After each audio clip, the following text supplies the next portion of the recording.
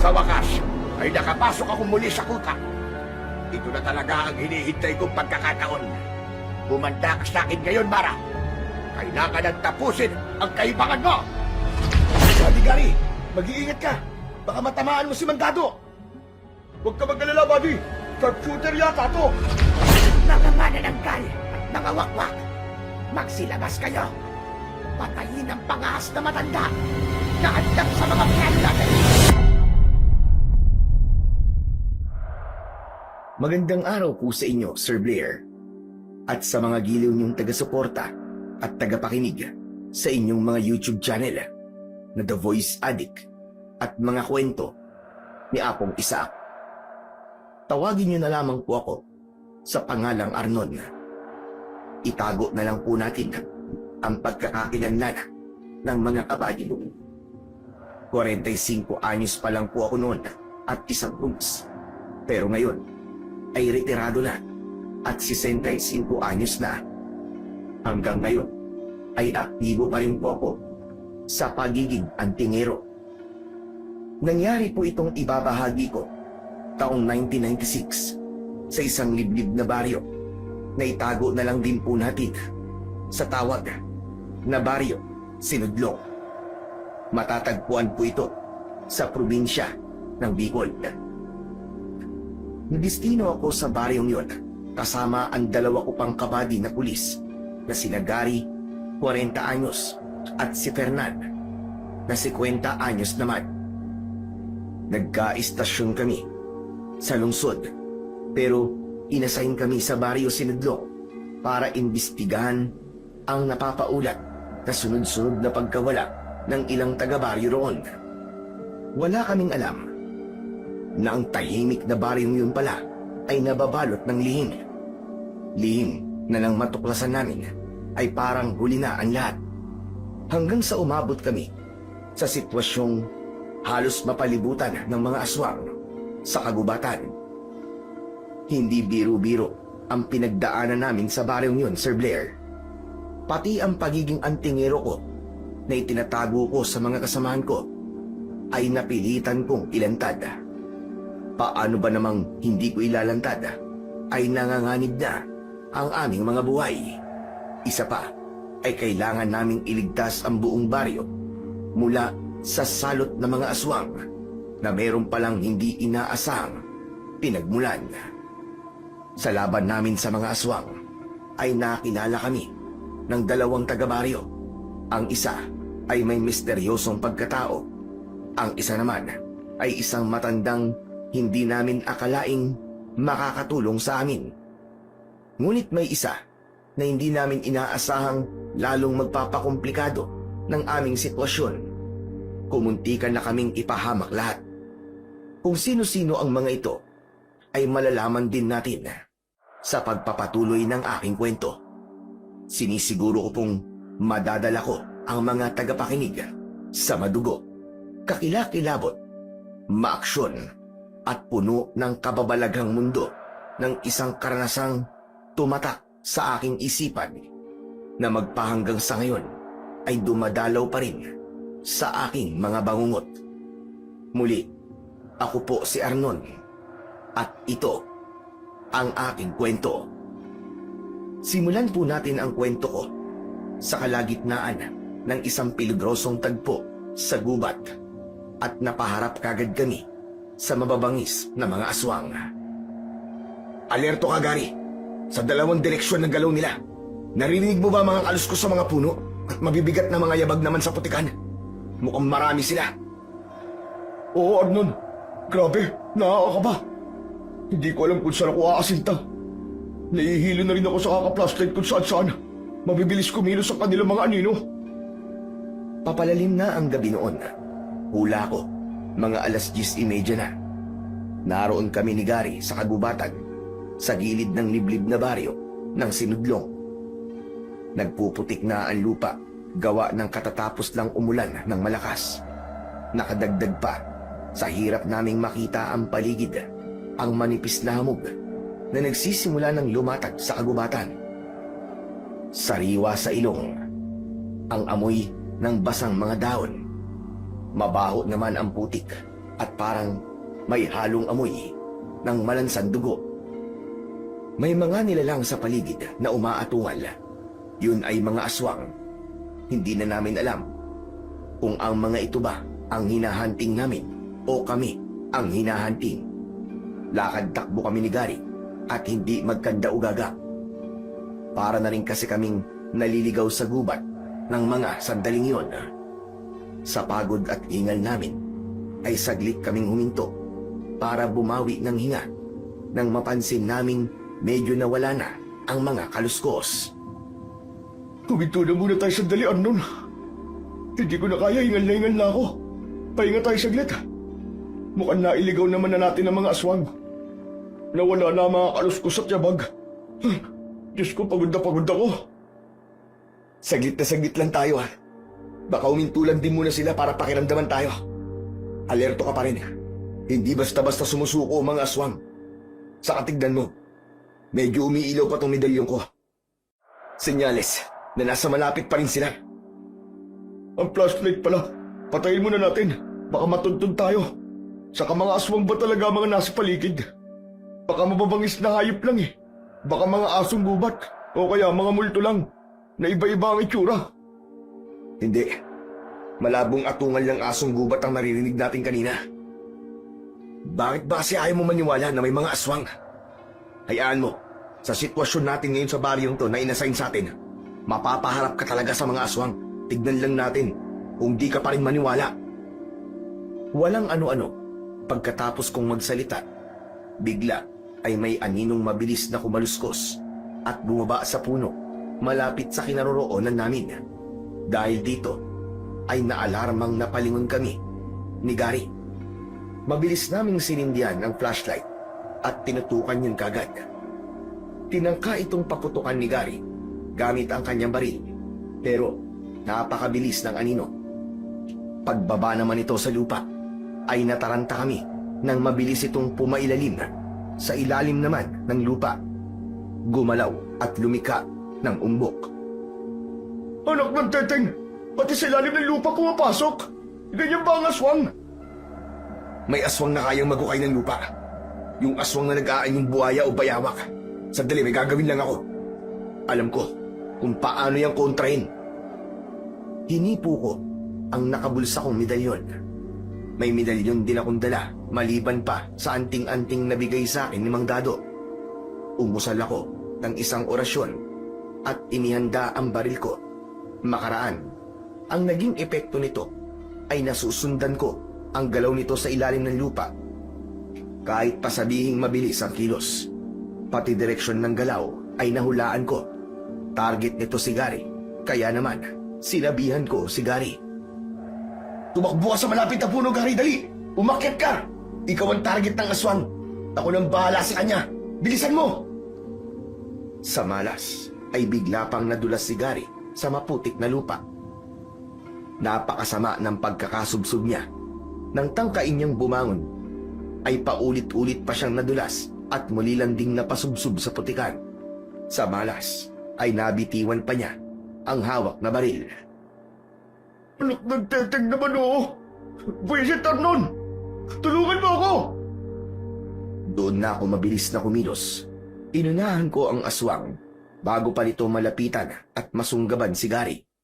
Nang iputok ko ang baril ng 2 beses, ay sobrang lapit pa sa pwesto ni Gary ang naging posisyon ng aswang base sa direksyon ng umbok sa maputik na lupa. Nagpagulong-gulong pa si Gary sa sobrang gulat. Pero sa kabila noon ay natalsikan pa rin siya ng maitim na dugo nang tinama ang aswang. Lumantad dito sa lupa para lang umatungal ng nakakatakot. Saka bumulagta. Hayop na yan! Muntik na ako, Arnon ah! Teka! Kadiri! Ang baho ng tumalsik sa akin! Napakabaho! Pero hindi ko muna pinansin si Gary. Sa halip ay nilapitan ko ang bumulagtang aswang. Para makasigurong tuluyan itong mamamatay, ay inusalan ko ng dasal ang puluhan ng hawak kong baril. Pagkatapos ay itinutok ito sa tapat ng puso ng aswang. Saka ko ipinutok. Ang nangyari ay minsan pang umatungal ng malakas ang aswang. Saka umusok ang nabutas na dibdib. Sumunod ay umusok ang buong katawan nito. Unti-unting naagnas hanggang sa naging abo. Hindi makapaniwala si Gary sa kanyang nakita. Nanlalaki ang mga mata niya. Napalipat-lipat na napapatitig lang siya sa akin at sa umuusok pang abo ng aswang. Mabilis kong nilapitan si Gary at pinagmadaling inalalayang tumayo. Kailangan natin kumilos kagad. Dumadami na naman ang mga kalskos. Papunta rito lahat. Bilisan mo. Umiinit na rin ang medalyon sa bulsa ko. Pagkatayo ni Gary ay sinubukan pa nitong magpaputok sa paligid. Biglang may umatungan at bumagsak sa di kalayuan. Pero mukhang muli ring tumayo. Huwag ka muna magpaputok. Kulang ang mga bala natin. Ireserba mo muna. Tumakas na lang muna tayo hanggat kaya pa natin. Ngunit pagbaling namin sa isang direksyon, hindi pa kami gaanong nakakalayo ng takbo, ay namataan kagad namin na may isang grupo ng 3 anino ng mga aswang ang pasalubong sa direksyon namin. Magsasalita sana si Gary, pero hindi niya na naituloy nang makarinig kami ng malakas na sigaw mula sa kung saan sa paloob na parte ng gubat. At hindi kami maaaring magkamali. Kabisado namin ang timbre ng sigaw na yon. Sigaw ni Fernan. Si Buddy Fernan yun ah. Anak ng putya. Nahuli na yata sa mga aswang. Baka tayo na susunod, Buddy. Bago pa ito nangyari, Sir Blair, ay hayaan niyong ilahad ko naman ang simula ng lahat. Ilang araw matapos kaming makausap ng aming hepe para sa aming assignment sa Barrio Sinudlo, ay dumating kami roon bandang 4:00 ng hapon. Inihatid kami ng inarkila naming tricycle. Pinagbawalan kaming gamitin ang patrol car dahil ang assignment namin ay ang mag-imbestiga. Walang dapat makaalam na mga pulis kami. Pagbaba ng tricycle ay humanap kagad kami ng pansamantalang matutuluyan. Habang naghahanap ay pasimple naming inoobserbahan ang paligid. Pambira. Ganito pala sa liblib na baryo. Parang patay ang paligid ah. Sobrang tahimik naman dito. Oo nga eh. Para bang may mali na ewan. Pansinin nyo naman. Walang ganong mga tao sa labas. Wala ring mga batang naglalaro. Walang kahit ingay man lang na mga nagkikwentuhan at nagchichismisan sa mga kanto. Wala ring mga kalalaki ang nagtitipon-tipon at nagiinuman. Dahil kaya sa alinsangan ng panahon, kaya parang napipigilan ng mga tao na maging masigla. Tsaka parang malamig kung tumitig sa atin ang mga tao. Yung iba pa, ay parang takot na parang umiiwas. Yung iba naman, pakiramdam ko ay parang nagbabanta ang titig. Wala man lang tayong makasalubong na palakaibigan o mag-uusyoso man lang sa dumadayo sa kanilang lugar. Buddy Arnon, ikaw, anong masasabi mo rito sa baryong to? Parang ang lalim yata ng iniisip mo ah. Ang tahimik mo eh. Walang kamalay-malay ang dalawa kong kasama na ng mga sandaling yon ay hipo-hipo ko sa bulsa ang tinatago kong medalyon. Hindi pa nila alam na isa rin akong antingero, lalong hindi ko ito ipinapaalam kay Gary. Sa kanilang dalawa kasi ni Fernan ay hindi ito naniniwala sa mga aswang, sa mga elemento, sa mga engkanto, mga anting-anting at katulad na mga bagay. Si Fernan ay naniniwala naman, pero hindi pa raw ganun kakumbinsido dahil hindi pa raw nakakakita kahit kailan ng aswang. Hinipo-hipo ko ang medalyon dahil ito ang magdidikta sa akin kung may kakaibang enerhiya o presensya sa paligid ng baryo. Iinit ito sa iba-ibang paraan, depende sa kung ano ang nasasagap nitong enerhiya sa paligid. Nang sandaling yun, ay medyo mainit-init lang ang medalyon. Senyales na sumasagap pa rin ito sa paligid. Ang masasabi ko naman base sa mga napapansin nyo, mukhang may mali sa baryong to. Ano kaya ang kinalaman ng mga napansin natin sa sunod-sunod na pagkawala rito? Habang naghahanap tayo ng pansamantalang matutuluyan, mabuti pa, ay isabay na nating magtanong-tanong sa mga tao tungkol sa pagkawala ng ilang taga rito. Mabuti pa nga. O ano, maghiwa-hiwalay na muna tayo para hindi sila makalata sa atin. Ikaw, Buddy Arnon, doon ka sa gitna. Ako naman sa kanang kanto. At ikaw naman, Buddy Fernan, doon ka sa kaliwang kanto. Mangalap tayo ng mga impormasyon at posibleng leads. Pag-usapan na lang natin mamaya. Pasimple lang ang tanungan, ha? Huwag magpapalata. Tandaan niyo yung sa briefing natin ni Chief. Huwag ka mag-alala, buddy. Kailan ba tayo nagbintis sa tuwing magkakasama tayo sa isang assignment, di ba? Maganda talaga ang tandem natin. Kaya tayo palagi ang pinagsasama-sama ni Chief. Kahit na, Buddy Fernan, hindi pa rin dapat tayo magpakampante. Isa pa, ay hindi natin kabisado ang baryo na to. Mabuti na yung palagi nag-iingat, alerto, at palaging handa. Okay, sige na. Simulan na natin ang trabaho. Excited na rin akong malaman kung ano ba talaga ang meron sa baryong ito at kung bakit may mga nawawala. Okay, yung pagganap natin ng matutuluyan, ha? Huwag nyo rin kalimutan yon. Saka siya nga pala, magkita-kita na lang tayo sa dulo ng baryo. Doon tayo maghintayan.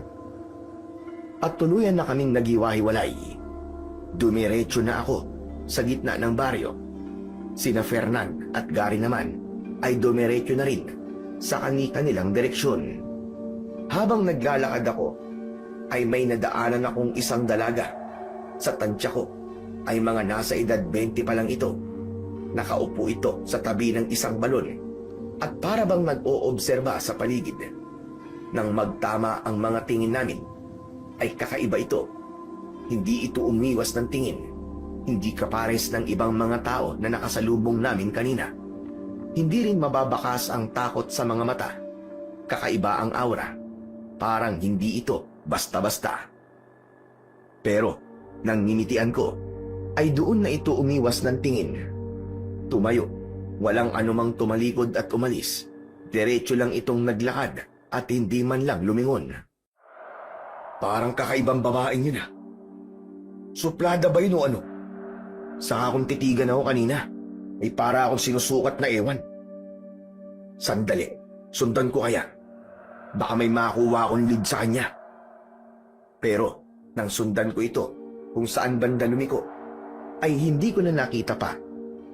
Lumingalinga pa nga ako sa paligid, pero kahit saan ako bumaling, ay wala na talaga ang babae. Noon ko lang din naisip, nakapain ang medalyon ko, pero huli na. Di bale, baka makita ko ulit ang babaeng yun sa mga susunod na araw. Malalaman ko rin kung may kakaibang puwersa o enerhiya ang dalaga na yun. Nang nasa gitna ako ng baryo, ay sinimulan ko lang magtanong-tanong sa mga tao. Ilang bahay din ang dinaanan ko at tinanungan.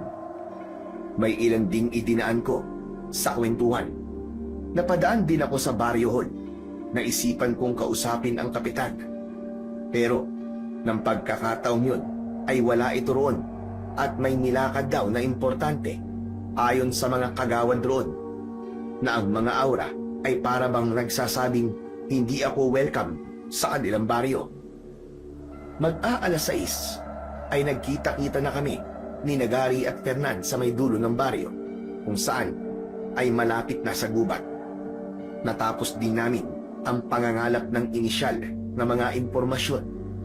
Pinag-usapan namin ang mga ito sa lilim ng isang mayabong na puno. O ano mga buddy? Ano-ano ang mga nakalap nyo? Nakakainis. Iba-iba sila na kwento eh. May mga detalyeng parang hindi magkakatugma. Pero pare-parehong sa gabi nawawala mga tao. Yun lang ang consistent. Parang ganun din sa mga napagtanungan ko, buddy. Tsaka para bang may sinasadya silang hindi sabihin. May natanong pa akong isang matandang babae na nanginginig habang nagkikwento. Tapos maya-maya lang, nang marami na siyang nasasabi, ayun, biglang hinilan ng anak paloob. Agad akong pinalis at pinagsarhan ng pinto. Para talagang may tinatago sila na ayaw ipagsabi. Aba, may ganyan din ako nakausap kanina eh. Bigla ba naman pinigilan ng katabi nito? Tapos biglang iniligaw ang usapan? Tapos, ay bigla nang nalamlay sa pakikipag-usap sa akin. Ano kaya meron? Bakit ganun sila, no? Pakiramdam ko ay may lihim talaga sa baryong to na dapat nating malaman. Ikaw ba, Buddy Arnon? Ano naman ang mga napansin mo sa mga napagtanungan mo? May leads ka bang nakalap? Walang pinagkaiba sa mga napansin nyo, mga buddy. Pero at least, may isang pare-pareho. At yun, ay sa gabi nawawala ang mga tao rito. Kung may dadagdag man ako sa mga napansin ko, ay halos lahat ng bahay yata rito ay puro di kandila ang ilaw. Wala pa palang may mga kuryente rito. Palibasa ay liblib na baryo. Ang mas mabuti siguro, sa gabi ay pasimple tayong rumonda para malaman natin kung ano ang mga gumagala rito na pwedeng dahilan ng mga pagkawala ng mga tao. Ang kaso, buddy, mukhang napakadilim dito sa gabi. Kaya siguro konti lang ang mga tao sa labas bandang hapon. At malamang na pagsapit ng gabi ay wala na talagang lumalabas. Mukhang sa gabi talaga tayo mas mag-oobserba nito. Nako, wala pa pala tayong nahanap na bahay na matutuluyan. Paggabi na, magtitent na lang ba tayo? May tent naman tayong dala, di ba? Mahirap yan, buddy. Mas maiging may matuluyan talaga tayong bahay. Pero kung wala talaga tayong mahanap, baka kailangan na nga nating pagtiisan muna ang mag-tent. Saan naman kaya tayo magandang pumwesto? Teka. Ako na palang bahalang humanap ng mapepwestuhan. Yung ligtas tayo mula sa mga elemento sa paligid. Pero subukan pa rin nating maghanap ng matutuluyan sa banda rito. May ilang bahay pa naman na hindi pa natin napagtatanungan, di ba? Siguro naman, may papayag pang patuloyin tayo. Teka nga, Buddy Arnon. Ano ba pinagsasabi mong mga elemento sa paligid? Hindi totoo mga yun. Gawa-gawa lang ang mga yun ng mga Espanyol nung araw. Pinaniwala tayo ng mga Indian touring sa atin sa mga kalokohan nila. Kung bakit naman kasi mga engot ang mga ninuno natin nun eh. Mas umasa tayo sa kakayahan nating protekta ng mga sarili natin. Aba, ang dami mo yatang alam sa history. Oo na, sige na. Ikaw na ang hindi naniniwala sa mga elemento. Basta, ako na ang bahalang humanap ng mapipwestuhan natin kung sakali. Tutal, ako rin naman ang inassign na leader nating tatlo, di ba? Bakit ba, Gary? Sa totoo naman kasi talaga mga elemento eh. Kaya nga may mga albularyo at antingero, di ba? Silang nakakaalam kung paano umiwas at kontray ng mga elemento sa paligid. Mahirap nang makasaling pa tayo ng mga hindi natin nakikita. Pasayos nang nag-iingat tayo. Kailangan nating magpasintabi. Albularyo at antingero. Basta, hindi totoo mga elemento. Hindi niyo ako basta makapaniwala sa mga yan. Kalukuhan lang ang mga yan eh. Baka makasagabal lang sa trabaho natin yan eh. Talagang sagabal kung di tayo magpapasintabi o kung di tayo iiwas sa kanila. Pero kung mag-iingat tayo, wala tayong magiging problema. Huwag na nga kayo magtalo. Kung totoo man o hindi ang mga elemento sa paligid, ako pa rin ang magpapasya kung saan tayo pupwesto. O siya, magtanong-tanong na pala tayo sa uling mga bahay sa banda rito. Ayun o, yung unang bahay. Tara na, malapit nang gumabi. Lalakad na sana kami nang walang ano-ano ay biglang may tumikhim sa likuran namin. Sa gulat ay sabay-sabay pa kaming napalingon. Nakita namin ang isang matandang lalaki na may buwat-buwat sa balikat na isang tali ng panggatong na mga kahoy. Sa tansya ko ay mga edad 60 na ito. Ubanin na ang alun-alun na buhok. Medyo kulot pero halatang malakas pa rin dahil may mga muscle ang braso. Sunog sa araw ang medyo kulubot na balat at bakas pa rin ang kagandahang lalaki kahit matanda na. May tali pa ang noo nito na itim na tela. Para itong si Rambo. Matandang version nga lang. Sa bewang nito ay may nakasukbit na mahabang itak na nakasuksok sa kaluban nito.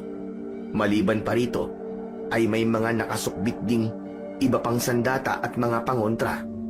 Nakuha ng mga ito ang pansin ko. Naisip kong hindi ito isang basta-basta lang na taga-baryo. Bagaiho, mukhang naligaw yata kayo rito. Ngayon ko lang kayo nakita rito. Mga dayo ba kayo? Sabay-sabay kaming napatango ni Nagari at Fernan. Sa ganitong oras sa takip silim, ay delikado nang nasa labas pa kayo. Halatang wala kayong alam sa baryo na ito. May mga... Di bale, saan ako nasasabihin? At baka sabihin yung tinatakot ko lang kayo. Sumunod kagad kayo sa akin sa bahay. Ilang di pa na lang ang layo mula rito. Kailangang iligtas ko muna kayo. Taka na tayo mag-usap-usap. Bilis! Kilos na! Sinundan namin ang matanda. Konting lakad nga lang ay nakarating na kami kagad sa bahay nito. Habang papasok kami ng bakuran ng bahay, ay may napansin ako sa mga puno sa palibot.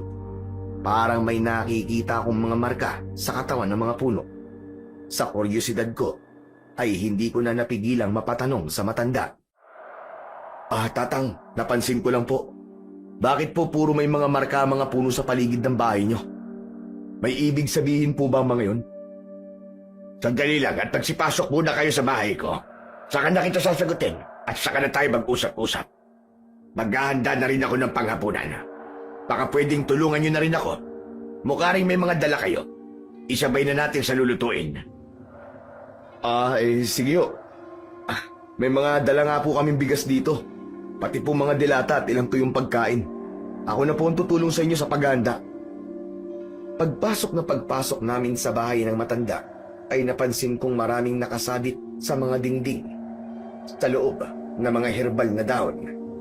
Ilang tirintas ng bawang. Mga bading ng makabuhay. Ilang telang itim at pula. At may nakasabit pang ilang lingkaw. Alam ko kung para saan ang mga yon. Mga pangontra sa aswang. Dahil sa mga ito, ay parang alam ko na kagad kung ano ang tinutukoy ng matanda na lihim ng baryo. Kaya naman ng sandaling yun, ay pasimple kong kinapa ang medalyon ko sa bulsa.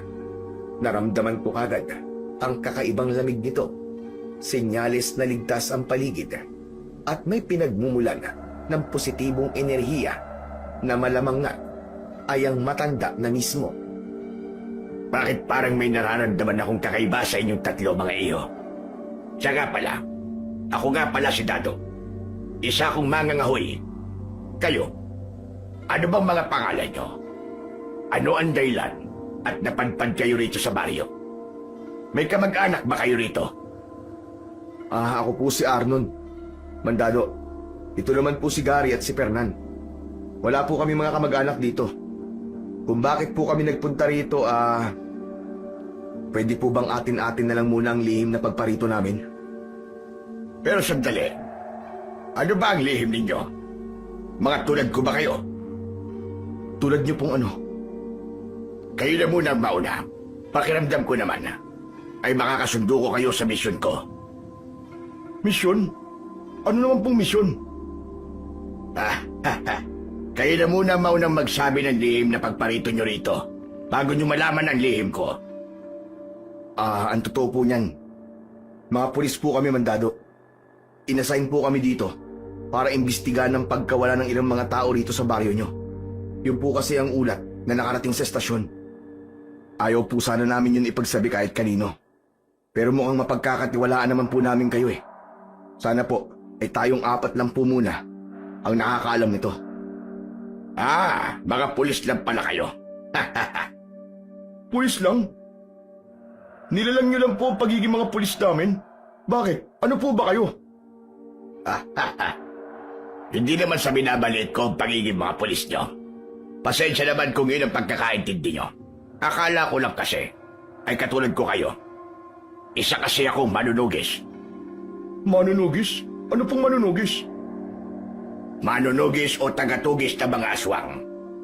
Nandito ako sa baryong ito para tugisin ang mga aswang dito. Ano? Manunugis kayo ng aswang? Nagpapatawa ba kayo, Manong?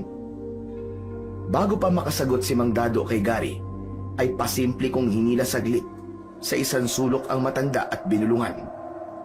Halatang parang naupid ito sa pagtawa ni Gary. Mang Dado, pasensya na po kayo. Pero ang kasamaan ko pong yan ay hindi po naniniwala sa mga aswang, engkanto at mga elementong hindi nakikita sa paligid. Para sa kanya, ay kalokohan lang daw po ang mga yun. Ganun ba? Naiintindihan ko na akong ganun. Mabuti na lang at ipinaliwanag mo kagad sa akin. Ayoko pa namang makipagtalo. Eh ang isa, Hindi rin ba naniniwala? Naniniwala naman po siya, pero mas makukumbinsi naman daw po siya kung personal siya makakakita ng mga aswang o engkanto, pati ng mga elemento. Aba, sa baryong ito, ay tiyak na makakaharap kayo sa mga aswang. Ikaw, Iho, naniniwala ka ba? Sa aming tatlo po, ay ako po ang pinaka naniniwala. Ang totoo po niyan, Manong, ay inililihim ko sa kanila ang isa ko pang kakayahan, maliban po sa pagiging pulis ko. At tingin ko po, ay hindi naman po tayo nagkakalayo ng papel. Mukhang tama yata ang nararamdaman ko sa'yo. Hindi ko maintindihan. Kung parang isa ka ring manunugis, tama ba ko? Parang gano'n na rin po. Isa po akong antingero, maliban po sa pagiging pulis ko. Pareho lang naman po tayong lumalaban sa mga aswang. Saka tama po ako na ang lihim ng baryong ito na sinasabi nyo kanina ay may kinalaman po sa mga aswang. Alam ko na kung bakit nagtiwala ka kagad sa akin tungkol sa sikreto ninyo. Malamang ay may taglay kang mutya o medalyon at nararamdaman mo ang enerhiya ko, tama ba? Tama po kayo, Manong. Pero atin-atin lang po muna ang pagiging antingero ko, ha? Ayoko po kasi makipagtalo sa mga kasamahan ko. Nasarado pa ang isipan. Mahirap talaga makipagtalo sa ganon. O siya, haharapin ko na mga kasama mo. Alam ko na kung paano sila pakikitunguhan na hindi nasasaktan ang kanilang pinaniniwalaan. At hinarap na ngang muli ni Mang Dado, sina Gary at Fernan. Nawala ang kaninang inis sa mukha nito. Mga iyo, alam kong may kanya-kanyang paniniwala tayo rito. Hindi ko ipipilit sa inyo na maniwala, pero sa baryong ito, ay tiyak na mapapaharap kayo sa mga aswang. Talagang mga aswang po? Oo, totoong mga aswang. At siya rin lang na nasabi ko na at narito na rin lang kayo para mag-imbestiga, ay dediretsahin ko na kayo. Hindi nyo na kailangan mag-imbestiga dahil ang totoong sanhi ng mga pagkawala ng ilang tao rito ay mga aswang. Hindi lahat ng taga rito ay mga tao. May nakahalo ritong mga aswang. Sus, kalokohan nyo, Mandado. Baka sindikato lang po ang kumukuha o kumikidnap sa kanila. Parang sindikato na rin. Sindikato nga lang na mga aswang. Ayoko makipagtalo. Hahayaan ko na lang kayo na aktwal na makaharap ang mga aswang. Tutulungan ko kayong talunin sila. Magtutulong-tulong tayo at siya na lang, kapag napaharap na kayo sa mga aswang, ay maniwala na kayo ng lubusan. Aba, kung personal ko pong makikita ang aswang, ay talagang maniniwala na po ko. Ewan ko lang po dito kay Gary. Ang sabi niya kasi, gawa-gawa lang daw ng mga Espanyol yun nung araw. Siguro kahit personal ko pang makita ang aswang, hindi pa rin ako maniniwala. Kahit hayan na at lalapain ka na, hindi ka pa rin maniniwala. Hindi mangyayari yun. Gigising lang ako dahil baka panaginip lang yun. Ano ako, sira? Sa narinig namin yun kay Gary, ay pare-pareho kaming sobrang nagpipigil na tumawa ni Mang Dado at Fernan. Pare-pareho pa kaming napapatalikod para hindi makita ni Gary. Tsaka ho pala, Mandado. Yung tanong po kanina ni Buddy Arnon, bakit po pala may mga marka mga puno sa palibot ng bahay nyo? Huwag niyo pong sabihin may kinalaman na naman po mga yun sa mga aswang. Yun ba? Ganun na nga iyo. Lahat ng nakikita nyo rito sa bahay ko, kabilang na mga nakasabit sa mga dingding, bintana at pintuan, ay may kinalaman lahat sa mga aswang. Bilang isang matagal lang manunugis, ay yun lang naman ang dapat asahan sa akin. Kaya sana, ay irespeto na lang ninyo ang papel ko sa lipunan. Hindi naman masama ang papel ko, hindi ba? Ang layunin ko ay pumuksa ng mga kampo ng kadiliman at iligtas ang mga taga-baryo. Tama po kayo. Kaya Gary, matuto kang rumispeto ng ibang paniniwala. Wala rin namang ipinagkaiba ang papel natin bilang mga pulis sa papel ni Mandado bilang manunugis ng mga aswang. Pareho tayong tagapuksa ng mga kampo ng dilim sa lipunan at tagapagtanggol ng mga mamamayan. Tama. Tama yun. Ano pa bang magagawa ko? Mag-isa lang ako laban sa inyong tatlo. Makikisakay na lang ako. Pero teka pala, Buddy Gary. Kung sakaling totoo ngang mga aswang ang makakalaban natin, hindi ka tutulong sa amin? Tutulong pa rin siyempre. May sumpaan tayong tatlo, hindi ba? At bilang mga pulis, dapat ang katapatan natin ay nasa isa't isa laban sa kasamaan sa lipunan. Tsaka malakas naman ang kutob kong hindi mga aswang ang makakalaban natin eh. Baka mas tamang sabihin ng mga durugista na dito sa baryong to naghahasik ng lagim. Alam niyo naman ang mga durugista. Mga wala na sa katinuan at lahat ng karumal-dumal na klase ng pagpatay ay kayang-kayang gawin. Sila ang totoong mga aswang. O siya, tama na muna ang pagtatalo. Ihahanda ko na ang hapunan natin. Arnon iyo, kung tutulungan mo ko ika mo, ay halika na sa kusina. Tuloy may importante akong ibibigay at sasabihin sa'yo. Kayong dalawa naman, ayusin nyo lang ang mga gamit ninyo. Binabalaan ko kayo ha. Huwag na huwag kayong lalabas ng bahay ko. Ganitong mga oras, ay pwede na magsimulang magbiktima ang mga aswang sa labas. Siya nga pala, nakalimutan ko sabihin, yung mga marka pala sa mga puno sa palibot ng bahay ko, ay mga pantaboy yun sa mga aswang. Hanggang doon lang sila, at hindi tuluyang makakapasok sa loob ng pamamahay ko. Kaya kung lalabas man kayo para ay huwag na huwag kayong lalagpas sa mga yun. Kung hindi ay pagsisisihan nyo. Kung hindi kayo makikinig. Seryoso ito. Walang biro-biro. Nakita kong tumango si Fernan, samantalang si Gary ay pasimpleng napaismid. Bago ako tuluyang sumunod kay Mang Dado sa kusina, ay pabulong na pinagsabihan ko pa si Gary. Gary, kahit hindi ka naniniwala, sundin mo na lang ang bili ni Mang Dado. Fernan, bantayan mo yan ha. Mahirap na kung may mangyari pang masama sa kanya kapag nagpasaway siya. Oo, buddy. Ako na ang bahala sa kanya. Para naman kayong mga ano dyan eh.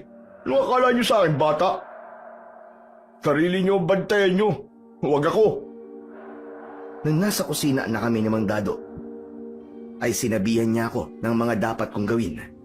Habang inihahanda namin ang panghapunan, ay sinimulan nitong magkwento. Siyempre ang paksa ay tungkol sa mga aswang. Ah, ganun po pala. Iba-ibang klaseng mga aswang pala ang umaatake rito. Pero nasa ilalim sila ng iisang pinuno. Sino po ba ang pinuno nila? Nakaikwentro niyo na po ba? Hindi ko pa nakakaharap ang pinuno nila.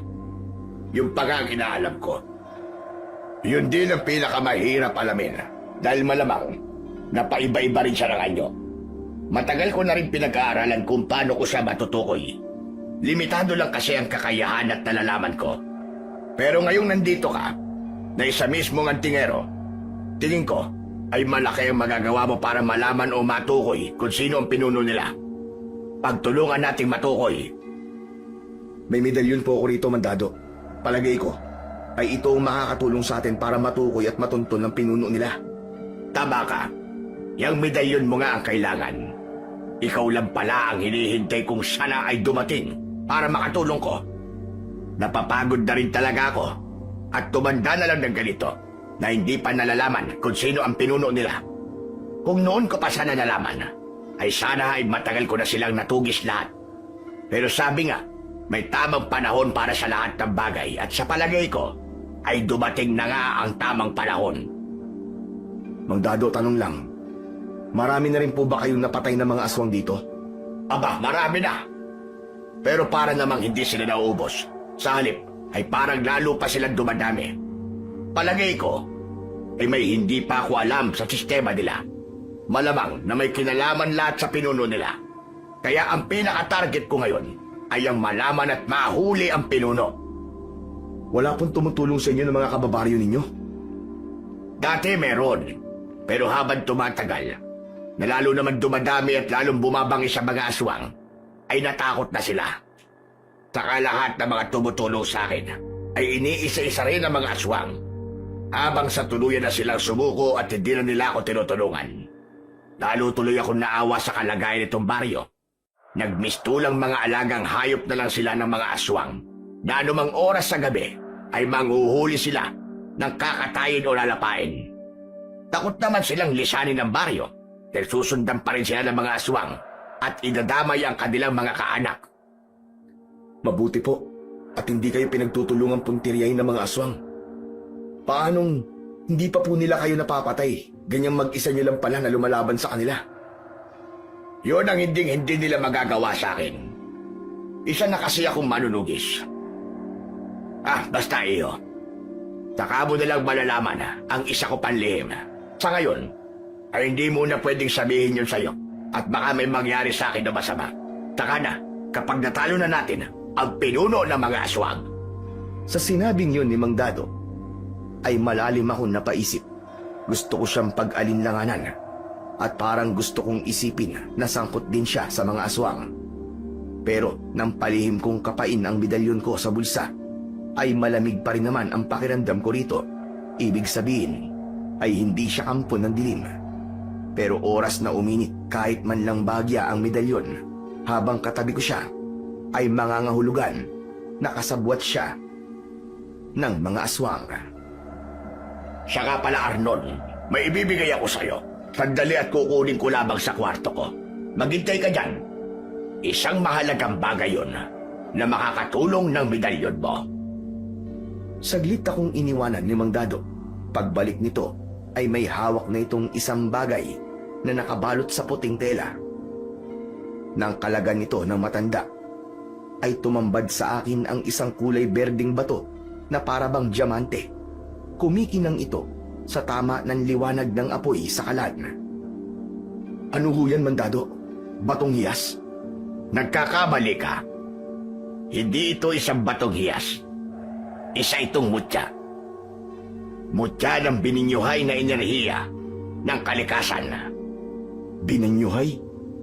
Ano pong ibig sabihin ng binanyuhay? Ngayon ko lang po narinig ang salitang yan. Binanyuhay, yung parang sa nangyayari. Isang paro-paro. Bago ito maging paro-paro, ay isa muna itong hamak na higad lang. Mula sa pagiging higad, ay nabago siya tungo sa pagiging isang paro-paro. Ang mutyang ito ay nabuo mula sa isang masama o hamak na kalagayan. Nabago at naging alagad ng liwanag. Husa itong nalikha para sa layuning matalo ang mga aswang dito. Pero bakit hindi niyo pa po natatalo ang mga aswang gayong meron po kayong ganyan? Saka, bakit balak niyo pong ibigay sa akin? Hindi kasi ito para sa akin. Hindi ito gagana sa akin. Isang katulad mong antingero ang kailangan. At bakit naman po hindi gagana sa inyo? Gayong kayo po ang nakakita at nakakuha niyan. Hindi naman po ninyo makikita lang yan ng basta-basta kung hindi po kayo ang karapat-dapat dyan. Tanggapin mo na ito, iyo.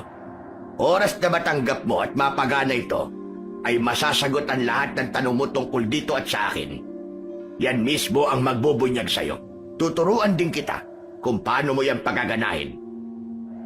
Nang muli kong ituon ang mga mata ko sa batong hiyas, ay para namang iniingganyo ko nito na tanggapin na ito. Usapang umangat ang mga kamay ko para tanggapin ito. Pagkahawak ko naman, ay may kakaiba agad akong naramdaman. Para bang may enerhiyang pumasok sa mga kamay ko at unti-unting gumapang paloob sa katawan ko. Sumunod ay parang gumaan ang pakiramdam ko. Kasabay ng parang pagkibot-kibot ng medalyon sa bulsa ko. Gayon din ang batong hiyas. Alam ko ang kahulugan nun. Mukhang ang kailangan nila ang isa't isa. Isang sanib puwersa ang nakatakdang maganap. Grabe!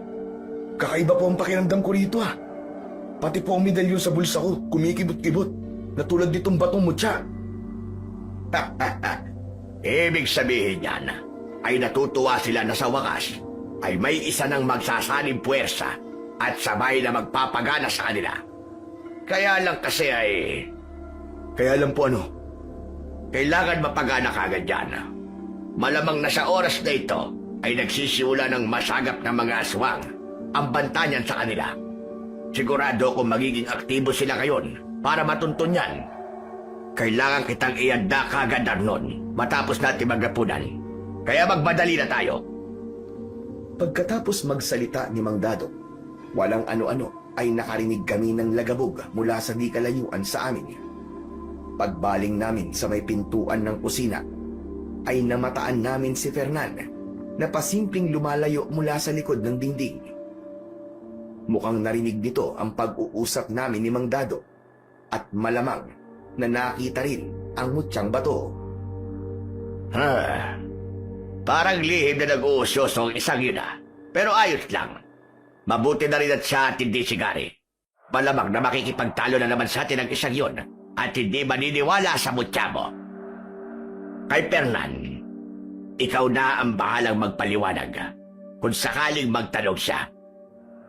Matapos naman naming maghapunan, ay pasimple na akong inaya ni Mang Dado sa kusina.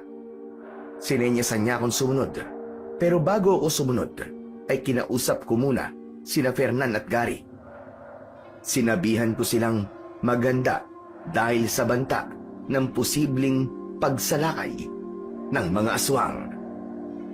Maging alerto kayo mga badya. Kahit may mga pangontra sa paligid nitong bahay ni Mang Dado, ay hindi pa rin dapat tayo magpakampante. Ikaw, Buddy, hindi ka ba maghahanda? Maghahanda siyempre. Pero tutulungan ko muna si Mang Dado sa pag-uurong ng mga pinagkainan natin. Maghahanda? Hindi na kailangan, buddy. Lagi naman akong handa eh. Pero hindi dahil sa aswang-aswang na pinaniniwalaan nyo Handa ko sa anumang hindi inaasahan. Sige na, umalis ka na. Tulungan mo na si Mang Dado. Tuloy pag-uusapan namin ni Fernan kung ano magandang strategy ang gagawin natin bukas sa paghanap ng leads. Malakas talaga ang kutob ko na may mga sugapa rito sa baryong to. Kayong bahala. Basta kapag may aswang na biglang lumitaw sa paligid, puntiryain nyo kagad sa tapat ng puso o kaya sa ulo. Sa ganung paraan ay patay kagad sila.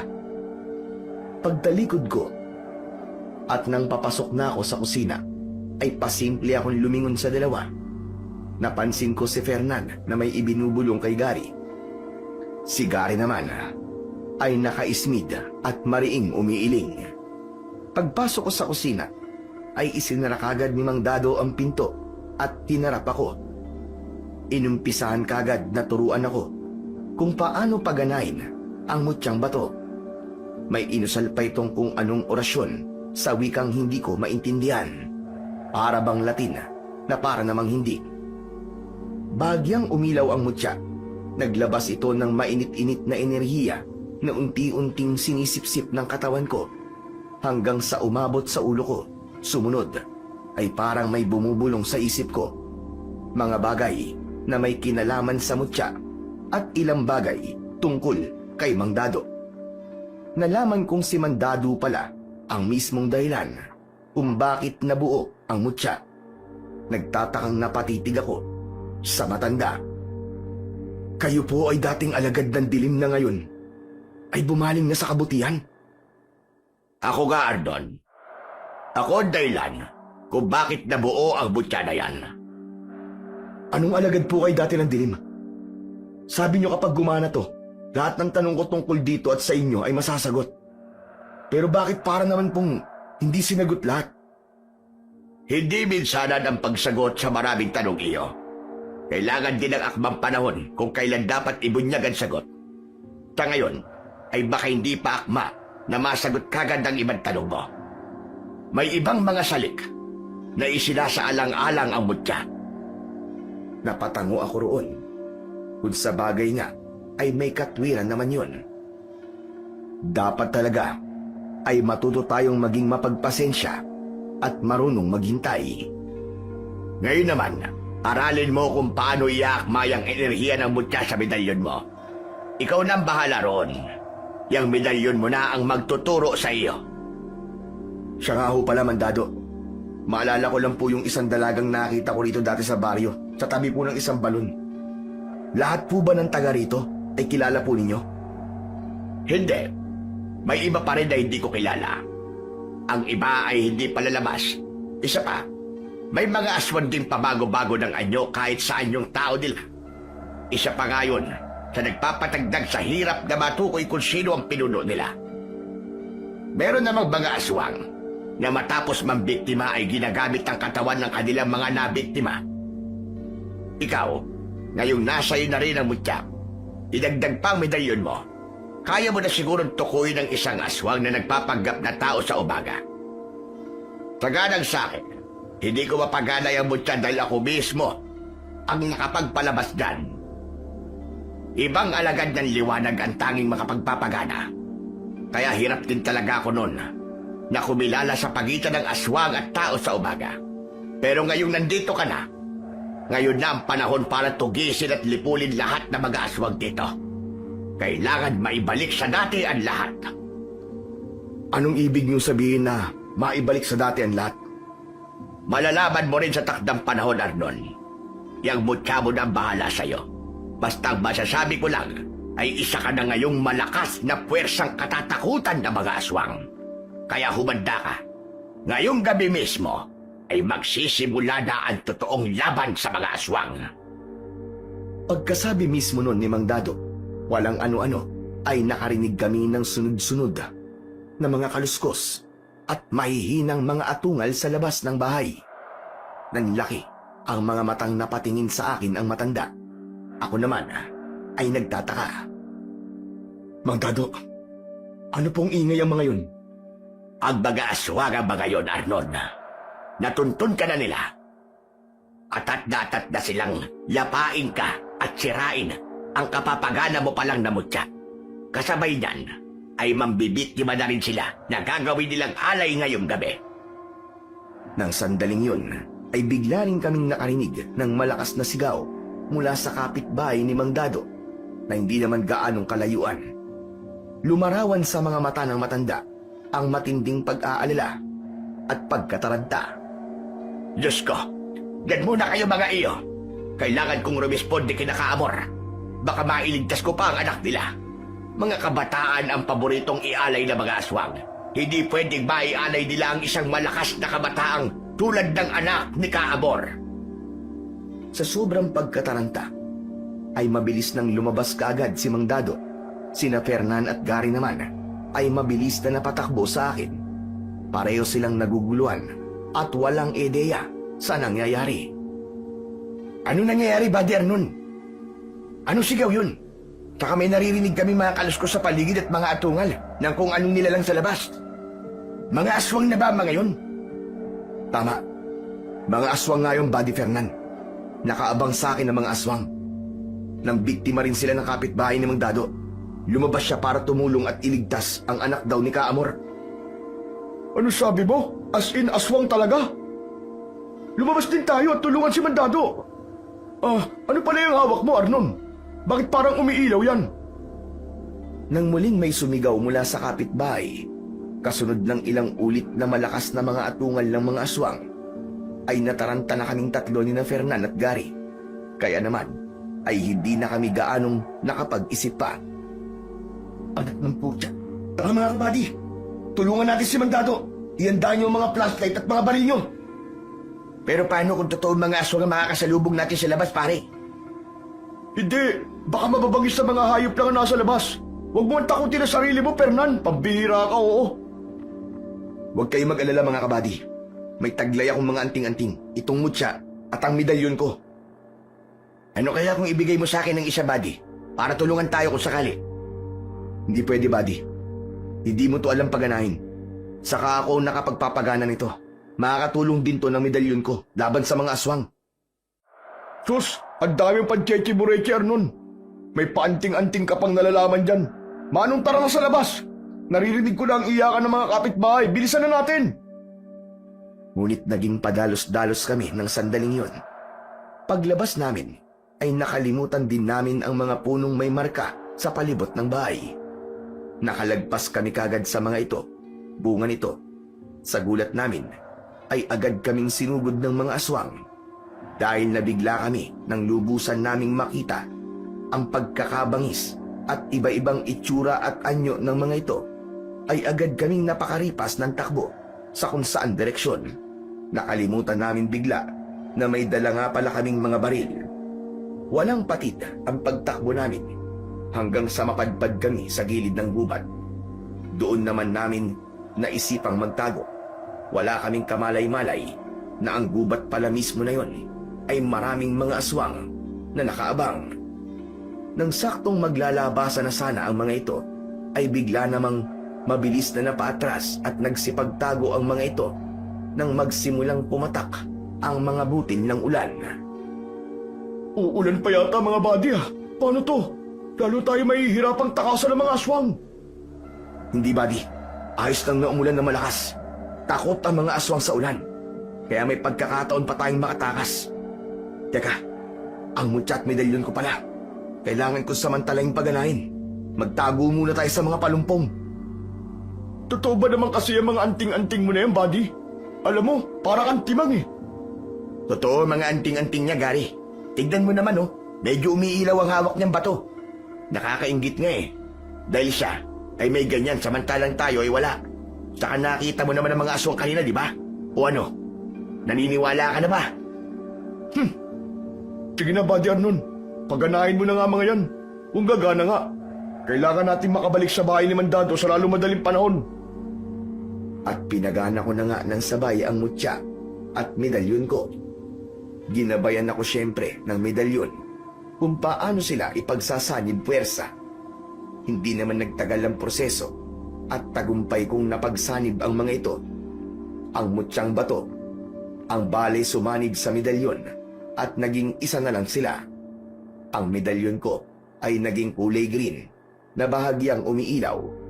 Manghang-mangha sina Fernan at Gary habang nakatitig dito. Si Fernan ay napansin ko na para bang may halong panghihinayang sa kanyang mga mata.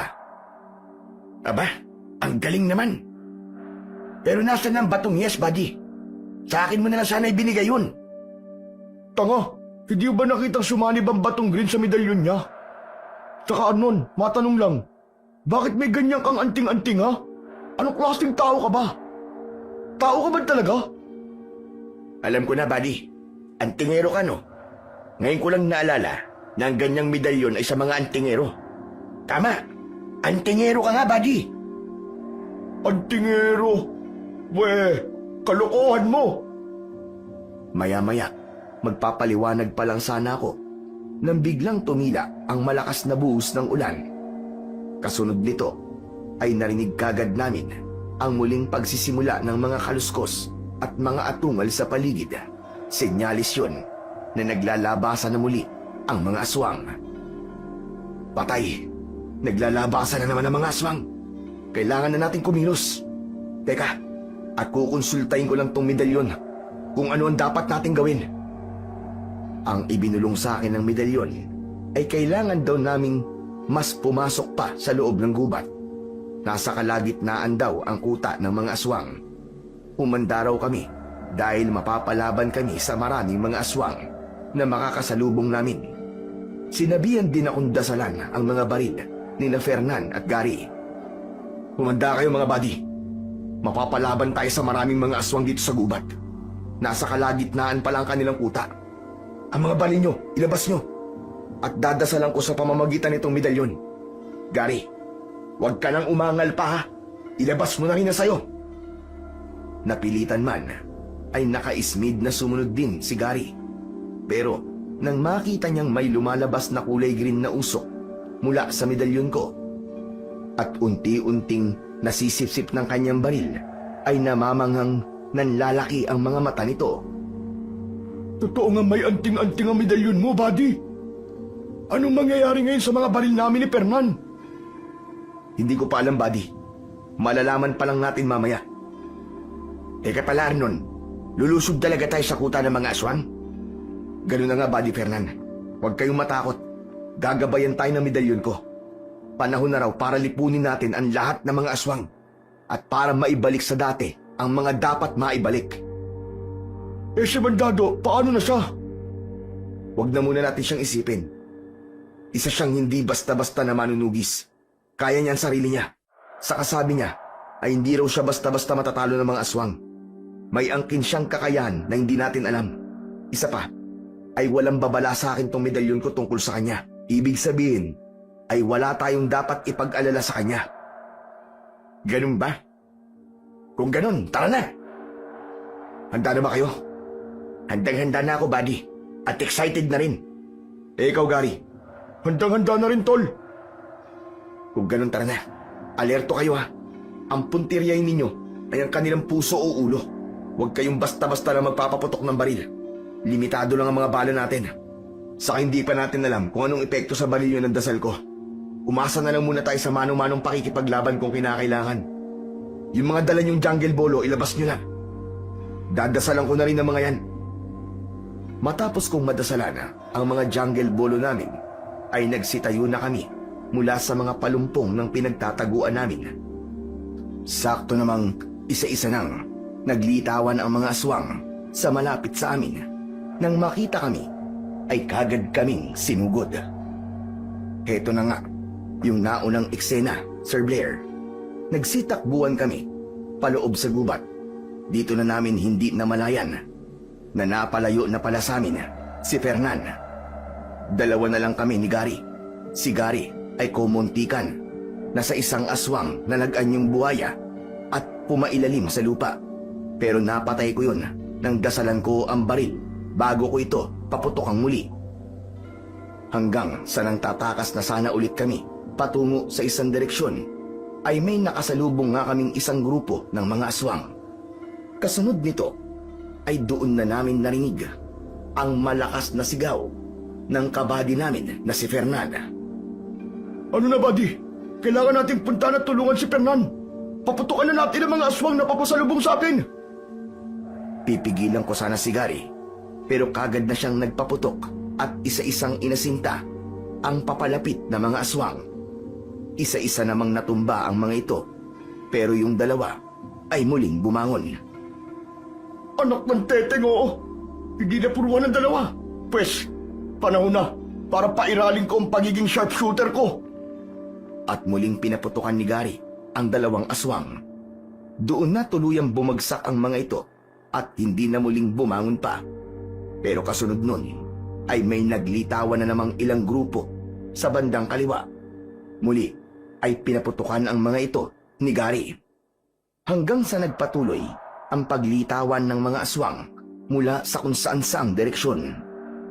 Dahil dito ay napilitan na rin akong magpaputok.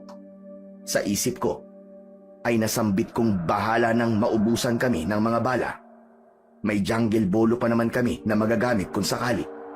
Dadaanin na lang namin sa mano-mano bandang huli. Pero nakakaraming mga putok na kami ay saka ko naman napansing parang hindi kami nauubusan ng bala. Doon ko na naisip na yun na pala ang epekto ng medalyon ko sa mga baril namin ni Gary. Pati si Gary ay nagulat sa napagtanto nito. Hala, hindi yata tayo nauubusan ng bala, buddy ah. Ito na yata ang epekto ng ginawa mo kanina sa mga baril natin. Ang galing! Tama ka, buddy. Ito na nga yun. Kaya mag-concentrate ka lang dyan. Mukhang marami pa sila. Parang hindi nauubos eh. Hanggang sa walang ano-ano, ay bigla kaming nakarinig ng malakas at nakapangingilabot na alulong na hindi namin matukoy kung anong nilalang. Umaalingaw-ngaw ito. Alulong ng anong hayop yung, buddy? Ngayon lang ako nakarinig ng ganun ah. Nakakakilabot. Ang sumunod na nangyari ay napansin naming biglang nag-atrasan ang mga aswang sa paligid hanggang sa nangawala. Nag-atrasan ang mga aswang, buddy. Mukhang ang alulong na narinig natin ang dahilan. Hudyat yun na may iba silang pinaplano. Kaya humanda ka, buddy, at alerto ka pa rin. Ganun ba? Eh, saan na tayo ngayon? Ano nang gagawin natin? Anong plano? Sandali kong tinapa ang medalyon ko sa aking bulsa. Ibinilong nito sa akin ang dapat naming gawin. Okay, dito, buddy. Dito tayo pupunta. Dito raman papunta sa kuta ng mga aswang. Tira ka ba, buddy? Papasukin pa rin natin ang kuta nila. Dito pa nga lang nahirapan na tayo eh. Paano pa kung nasa kuta na nila tayo? Manong balikan na lang natin si Mandado at hanapin si Fernan. Hindi, buddy. Nararamdaman ko sa pamamagitan ng medalyon ko. Napapunta na rin dito si Mandado. Tutulungan niya tayo. Saka huwag ka mag-alala. Ginagabayan nga ako nitong medalyon, hindi ba? Itinuturo nito sa akin ang mga dapat nating gawin. Kailangan talagang mapasok natin ang kuta ng mga aswang para matalo na natin sila. Tandaan mo, sila ang totoong dahilan ng mga pagkawala ng mga tao sa baryo. Kailangan nating tuldukan ang kanilang pamamayagpag para sa mga taga-baryo. Kung hindi natin sila tatapusin, ay magpapatuloy lang sila at marami pa silang mabibiktima. Kung sa bagay, ay hindi naman tayo nauubusan ng bale. Ang problema lang ay mapapagod naman tayo at mauubusan ng lakas. Yun ang mahirap, buddy. Isa pa, hindi natin kabisado kung ano meron sa kuta nila. Paano? Kung marami palang mga patibong, di lagot tayo. Huwag kang mag-alala, buddy. Hindi tayo ipapahamak ng medalyon ko. Magiging ganito ba ako kapursigido kung alam kong pababayaan tayo ng medalyon ko? Basta. Kapag nakikita ko madedehado tayo, ay baka umatras na lang din ako bigla, buddy. Pababayaan kitang lumabang mag-isa. Hahanapin ko na lang si Buddy Fernan. Baka sakali, buhay pa siya. Sige, umatras ka kung gusto mo, buddy. Kung sa tingin mo, ay ganun lang kadaling lumaban mag-isa laban sa mga napakaraming mga aswang sa paligid. Basta ako, ay tapat ako sa sinumpaan kong tungkulin bilang isang pulis at isa ring antingero. At kapag nagtagumpay ako rito, hindi ko na alam kung gaano nakababa ang magiging tingin ko sa'yo pagkatapos nun. Ano, buddy? Payag ka ba ron? Alam mong hindi ako papayag, buddy. Sige na nga, anak ng putya naman, oo. Laban akong laban agad sa uli. Mamatay na ako mamatay. Basta, buddy, kasalanan mo ang lahat, ha. Sa'yo ang sisi hanggang sa kabilang buhay. Yan ang buddy ko. Huwag kang mag-alala, buddy. Dahil sigurado mapagtatagumpayan natin to. Malakas ang medalyon ko. Isa pa. Baka nakakalimutan mo, buddy. May Diyos sa langit na gagabay sa mga tulad nating alagad ng katarungan at kabutihan. Walang kampon ng kasamaan ang mananaig sa huli. Tandaan mo yan, buddy. Tiwala lang. Oo na, ikaw na maka-Diyos. Nasa iyo na ang lahat. Tara na. Ang dami mong pansatsat eh. At tumuloy na nga kami. Papunta sa kuta ng mga aswang. Ginabayan kami ng medalyon ko na bumubulong pa rin sa akin kung saan ang tatahakin naming direksyon para hindi kami maligaw. Nang malayo-layo na rin ang nalalakad namin, walang ano-ano ay naramdaman kong may kakaiba sa medalyon ko. Kinapa ko ito sa bulsa ko dahil parang kumikislot-kislot ito. Hindi ko maintindihan kung bakit bigla na lang itong salitang uminit at lumalamig. Sinubukan ko rin itong bulungan at tanungin kung anong nangyayari, pero hindi ito sumasagot. Nang tuluyang ko tong ilabas, ay napansin ko na pumusyaw ang kulay nito. Buddy, anong nangyayari dyan sa medalyon mo? Bakit parang biglang naging luma na ang itsura niyan? Di ko nga rin maintindihan, buddy. Nalilito ako. Wala talaga akong ideya. Walang ano-ano ay biglang may nagsalita mula sa likuran namin. Boses babae. Paglingon namin ni Gary ay nakita namin ang isang dalaga. Yung nakita ko yung dati sa may balon. Nang aakit ang pagkakangiti nito, pati na ang mga mata. Mga Ginoo, naliligaw ba kayo? Hayaan niyong akayin ko kayo sa dapat ninyong patunguhan. Teka. Sino ka ba, miss? Bakit nandito ka sa gubat? Hindi ka dapat narito sa gubat. Mapanganib dito. Baka kumapano ka. Siya nga pala, sugo ko ng isang diwata rito sa kagubatan. Narito ako para akayin kayo sa tamang landas na dapat yung paroonan at para protektahan kayo laban sa mga aswang. Ako nga pala si Mara. Ang kuta ng mga aswang ang hinahanap niyo, tama ba? Saglit akong napaisip doon. May diwata pala sa kagubatan. Naisip ko ring baka mas ito ang dahilan kung bakit bigla na lamang nag-atrasan kanina ang mga aswang. Yung malakas na alulong naman kanina ay baka hudyat lang yun sa mga aswang na may sugo nga ng diwata na dumating at si Mara ngayon. Teka, kung di ako nagkakamali. Ikaw yung babaeng nakita ko dati sa may balon. Tama ba ako? Oo, ako nga yun. Nag-oobserba ako ng sandaling yun sa baryo. At alam kong kaya kayo dumating ay para tugisin ng mga aswang dito. Kayo ang nakatakda. Ibig sabihin, alam mo kung nasan ang kuta ng mga aswang? Oo. At sasamahan ko kayo ron. Ang totoo ay naroon na ang isa niyong kasama. Hinihintay niya na kayo. Ano ka mo? Si Fernan? Nandun na? Paano nandun na siya kagad? Parang imposible yun ah. Eh di nalapa na siya ngayon ng mga aswang dun. Hindi. Protektado ko siya. At nasa ligtas siyang lugar ngayon dun sa kuta. Hindi siya basta-basta malalapa ng mga aswang. Subo siya ng diwata, Gary. Malamang nga na nasa mabuting kalagayan doon si Fernan kahit nasa kuta pa siya ng mga aswang. Maya-maya pa ay nilapitan ako ni Gary at may mahinang ibinulong sa akin. Buddy, ipuin mo nga yung medalyon mo. Hindi mo ba malalaman sa pamamagitan yan? Kung itong kaharap natin ay totoong sugo ng diwata o hindi? Paano kung isa rin pala siyang aswang na nagpapanggap lang? Hindi ko matukoy, buddy. Hindi pa rin bumabalik sa normal ang medalyong ko. Pero kailangan muna natin sakyan to. Baka sinadya ito ng medalyon para hindi rin makatunog ang babaeng ito. Ang kailangan muna ay makapasok tayo sa kuta ng mga aswang at mailigtas natin si Fernando doon. Anong pinagbubulungan nyo? Pinagdududahan niyo ba ang pagiging subo ko ng diwatang Ayefa? Hindi ko kayo masisisi dahil narito tayo sa gubat na baluarte ng mga aswang. Hayaan ninyong patunayan ko sa inyo ang pagiging totoo ko. Halina kayo, sumunod kayo sa akin. Bago pa man matuklasan ng mga aswang ang kinaroroonan ng kasama ninyo at may mangyaring masama sa kanya. At hindi niyo gugustuhin yon. Susunod ba tayo sa kanya, buddy? Pakaipangamak niya lang tayo eh. Iba ang utob ko sa kanya eh. Pareho tayo ng kutob, buddy. Pero parang dapat talaga tayong sumunod sa kanya. Nararamdaman ko na itong medalyon ko bumabalik na sa normal. Sinundan na nga namin si Mara. Inakay niya kami sa pinakapusod ng gubat sa parteng napapalibutan ng mga puno ng balete.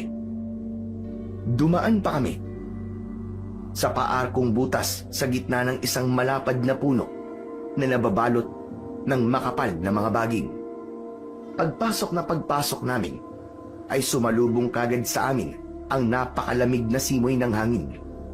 Sumunod ay napansin naming unti-unting nagsasara ang pinasukan naming butas sa puno. At habang nagsasara ito, ay nagwika si Mara habang nakatalikod pa sa amin ni Gary. Maligayang pagdating sa aming baluarte, mga pinili. Sa wakas, ay magkakaroon kami ng malakas na mga kalahi at bagong magiging pinuno. Paglingon sa amin ni Mara, ay grabing nagulat kami ni Gary. Halos matumba kami sa biglaang pag-atras. Paano ay nag-iba na pala ang anyo nito? Naging isa na itong pagkapangit at sobrang nakakatakot na aswang. Malalaki, ugatan, at namumula ang mga mata nito. Maumbok ang bunganga at puno ng matutulis na mga ngipin at pangil. Naging kulay pula ang balat nito at ang mga daliri sa mga kamay ay tinubuan ng napakatutulis at mahabang itim na mga kuko. Labas-masok sa bunganga nito ang mahaba at napakapulang dila na nagsasangang tulad ng sa ahas. Diyos ko po! Aswang! Sabi ko na sa'yo, buddy! Nilinlang niya tayo! Hindi ka kasi nakikinig sa akin eh! Ang kulit mo eh! Nagsandaling yun, ay muli kong kinapa ang medalyon ko sa pagbabaka sakaling nakabalik na talaga ulit sa normal. At tulad ng inaasahan ko, ay umiinit na nga itong muli at hindi na sumasalit na lumalamig. Kasunod nito ay napalingon ako sa pinasukan naming butas na puno na hindi pa rin pala tuluyang nagsasara. Walang ano-ano ay may mga kamay akong nakitang nagtatangkang hawiin ito. Nanlaki ang mga mata ko nang unti-unting lumitaw ang muka at katawan ng matandang si Mang Dado. Si Mang Dado! Narito na si Mang Dado, Gary! Ayun! Sa may pinasukan natin puno! Maya-maya pa ay biglang kumumpas sa ere si Mara at malakas na nagsalita. Mga amalanhig, magsilabas kayo at pigilan ang pangahas na pumasok sa pasukan. Huwag niyo siyang hayaang tuluyang makapasok. Sa di kalayuan sa amin ni Gary, ay biglang nagbitak-bitak ang lupa at isa-isang naglabasan doon ang napakapapangit at napakababangis na mga amalanid. Umuungol pa ang mga ito sa nakakatakot na paraan. Sumugod kagad ang mga ito sa pasukan ng puno. Ngunit si Mang Dado ay tuluyan na ring nakapasok. Agad ditong inilabas ang mahabang itak na inihanda ang sarili sa pagharap sa mga amalanig. Sa wakas, ay nakapasok ako muli sa kuta. Ito na talaga ang hinihintay kong pagkakataon. Humanda ka sa akin ngayon, Mara.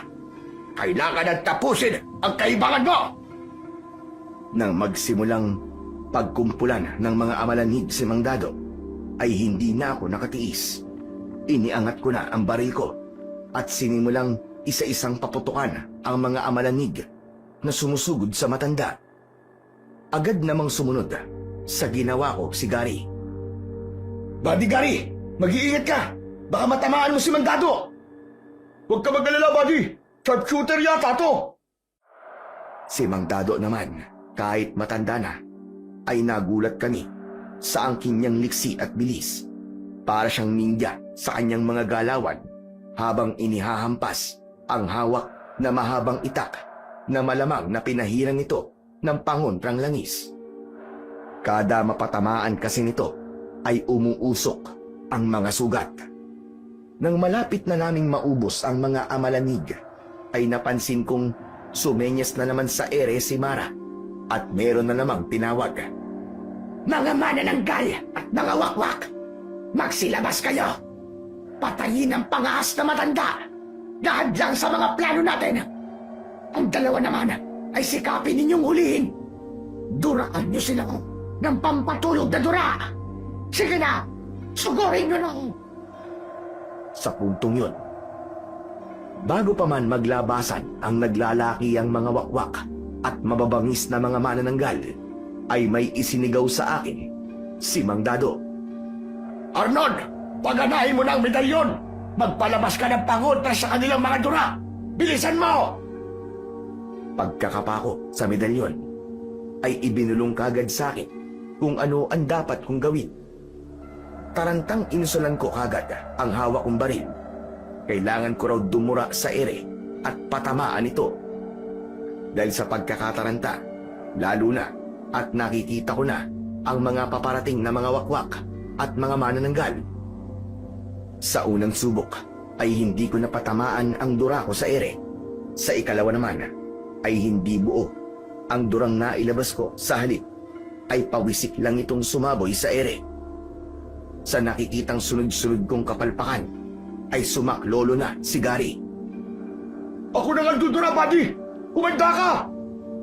Talagang nagtipon ng maraming dura si Gary sa loob ng kanyang bibig at sinenyasan ako ng pagbilang ng 3 sa kanyang daliri. Sa wakas ay tagumpay kong napatamaan ang malaplemang dura ni Gary sa ere. Ang sumunod na nangyari, matapos nitong matamaan, ay nawisikan kami ng nagkulay green niyang dura na sumabog sa ere. Pati si Mang Dado ay inabutan din ng dura ni Gary. Medyo nandiri pa nga ako sa naging resulta at bahagyang nangilo. Paano ba naman ay hindi kaaya-aya ang amoy ng kanyang dura sa balat ko? Anak ng putya! Ang baho ng dura mo, Gary! Amoy kubeta! At parang may halong bulok na plema! Sus! Ang arte mo naman, buddy! Sumisingot ka siguro ng kubeta, no? Kaya alam mo ang amoy! Hanggang sa hayan na nga ang mababangis at maliliksing mga wakwak at mga manananggal. Agad kaming pinaulanan ng mga ito ng mas mababaho pa pala na mga dura kaysa sa dura ni Gary. Kada dura nila ay sabay tangkang sunggaban kami ni Gary. Si Mang Dado naman ay sinasabayan nila ng damba, ng kalmot at patama ng matatalas na mga parte ng kanilang mga pakpak. Pero hindi rin sila nanaig sa kakaibang lakas at liksi ni Mang Dado. Isa-isa silang lumagapak sa lupa, nagutay-gutay ang mga katawan. Naubos din ang mga aswang na sumugod sa amin ni Gary dahil sa mga baril naming hindi nauubusan ng bala. Hanggang sa hinarap na ni Mang Dado si Mara. Mara! Tumigil ka na sa kaibangan mong ito! Sumama ka na sa akin! Inaamin ko na nagkamali kong ipasa sa'yo ang pagiging pinuno. Narito ko para isalba ka pa. Kung kinaya ko ay kakayanin mo rin na magbagong buhay. Hindi mo sa pagiging aswang matatagpuan ang tunay at namamalaging kaligayahan sa mundong ito.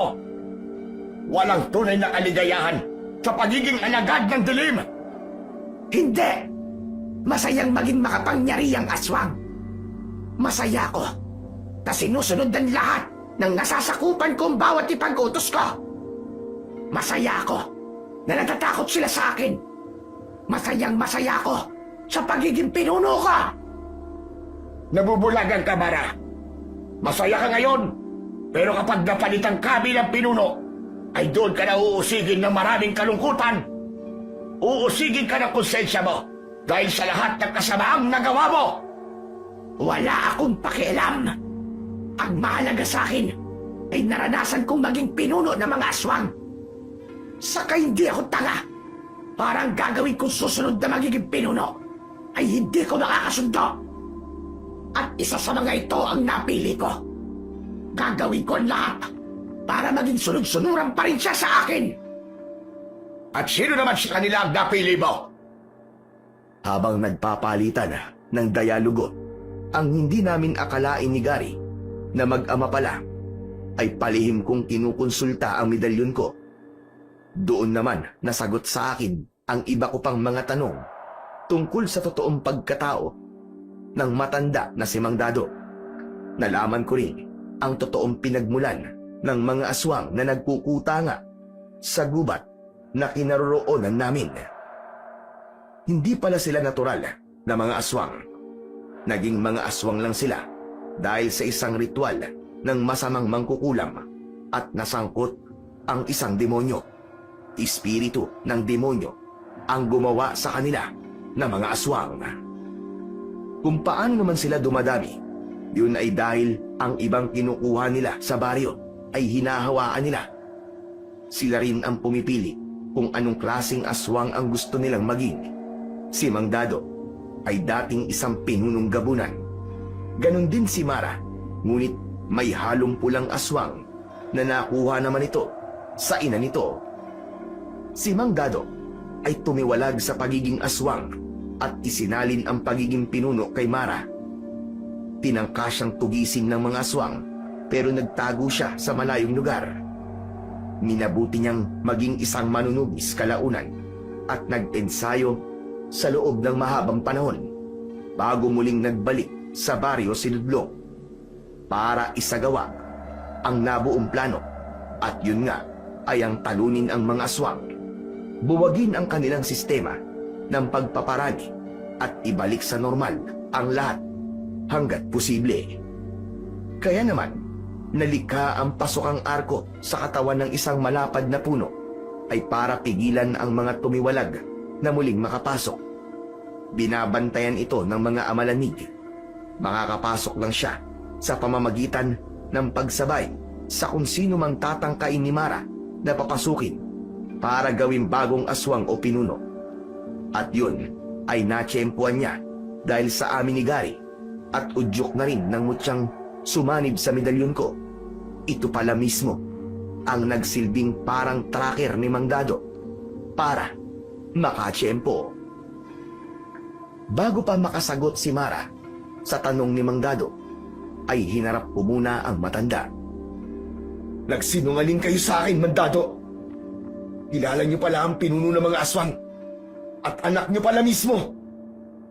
Ngunit tumangulang si Mang Dado na medyo malungkot. Sinadya ko magsinungaling.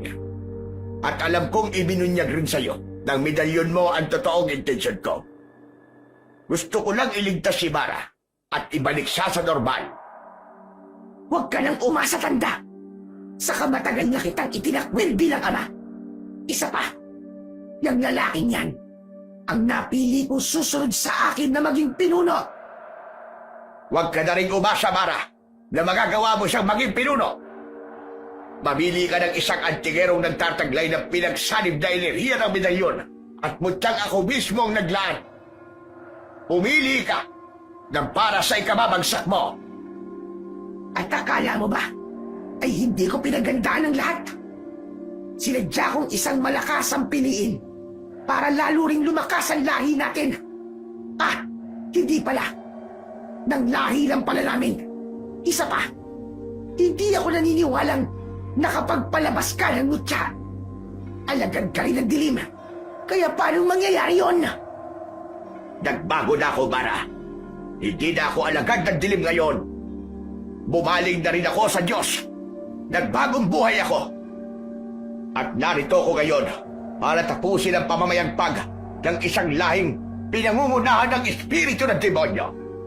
Kaya sa huling pagkakataon, pinapapili kita.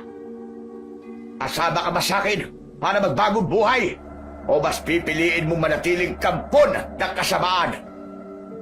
Sandaling natigilan si Mara at nagpupuyos na pinipigil ang galit. Nanginginig pa ang mga kuko nito sa kamay at mga pangil sa bunganga. Maya-maya pa ay kumumpas ito sa ere at malakas na nagwika. Ngayon lumabas ka, Fernan. Panahon na para tapatan mo ang mga kasamaan mong ito. Talunin mo sila sa pamamagitan ng batong hiyas na itim na ipinagkaloob ko sa iyo. Ngunit ang pinili ko ay huwag mong patayin.